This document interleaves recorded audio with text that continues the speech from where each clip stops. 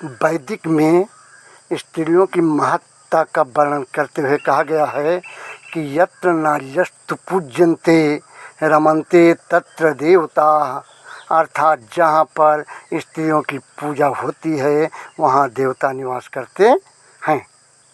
आइए इन 3 देवियों के मुखार बिंदुओं से सुनते हैं कि वैदिक परंपरा अनुसार हर स्त्री के 4 पति होते हैं और आपका चौथा नंबर होता है। शराबी पति के साथ विवाह होने पर किन परिस्थितियों से गुजरना पड़ता है? आँख में आंसू कब आते हैं? प्रेम और मौत में क्या अंतर है? सबसे अच्छा पाने के लिए सबसे बुरे दौर से गुजरना पड़ता है।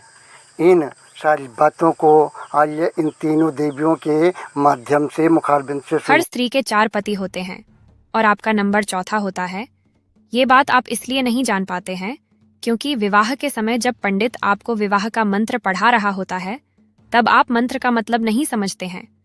अगर आप मंत्रों को सही तरीके से जानेंगे तो आपको पता चल जाएगा कि विवाह के समय मंडप पर बैठे दूल्हे का नंबर चौथा होता है। उससे पहले उसकी पत्नी का स्वामित्व 3 लोगों को सौंपा जाता है। दरअसल वैदिक परंपरा में नियम है कि स्त्री अपनी इच्छा से 4 लोगों को पति बना सकती है।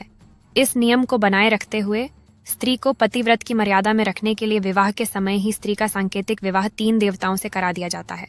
सबसे पहले कन्या का अधिकार चंद्रमा को सौंपा जाता है, इसके बाद विश्वावसु नाम के गंधर्व को, इसके बाद अग्नि को और अंत में उसके पति। मेरी शादी हुए 1 ही महीना हुआ था। एक दिन अचानक मेरे पति ने मुझे थप्पड़ मार दिया। मुझे पता ही नहीं चला कि मेरी गलती क्या है। उन्होंने मुझे मारा क्यों? लेकिन उस वक्त वह दारू के नशे में थे। लेकिन मुझे बहुत बुरा लगा। मेरी कोई गलती नहीं थी। फिर भी उन्होंने मुझे बिना सोचे समझे थप्पड़ मार दिया और मैं बाथरूम में जाकर रोने लगी।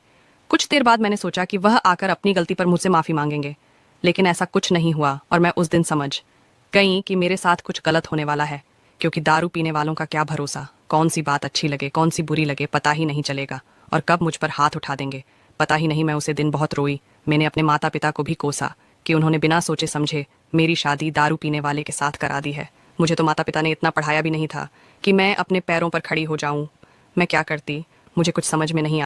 आंख में आंसू तब आते हैं जब आप सही हो और आपकी सुनने वाला कोई ना हो।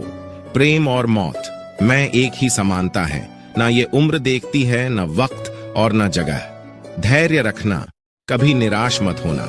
जिसने तुमको लिखा है वो इस ब्रह्मांड का सबसे बड़ा लेखक है। धैर्य रखिए। कभी कभी आपके जीवन में सबसे अच्छा पाने के लिए सबसे बुरे दौर से गुजरना पड़ता है। दुनिया की सबसे बड़ी कला है हर परिस्थिति में खुद को शांत रखना। कोई फायदा नहीं किसी के पीछे पीछे जाने का। हंसते हंसते अपना जीवन बिताओ और भूल जाओ उसे जो तुम्हें भूल चुका है।